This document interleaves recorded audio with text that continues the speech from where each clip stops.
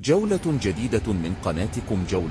جولتنا اليوم في شارع بطليموس الفلكي بحي سبن باشا بمدينة الإسكندرية. منطقة سبن باشا أحد أحياء الإسكندرية الراقية الشهيرة، يشتهر بكونه حي راق برمل الإسكندرية، ويرجع تسمية الحي بهذا الاسم ليوسف باشا. ويوجد بالحي كلية الزراعة بجامعة الإسكندرية، وتجمع منطقه سبن باشا الكثير من الليل والعمارات الراقية، ويسكن هذه المنطقة صفوة وأرقى سكان الإسكندرية، تعتبر هي ومنطقة كفر عبده وجليم من أرقى المناطق في الإسكندرية، حيث كان يسكنها مشاهير وأمراء كبر الأطباء الوطن العربي يسكن، ويعتبر شارع خليل مطران أهم شوارع هذه المنطقة، حيث يربط بين الترام عبد السلام عارف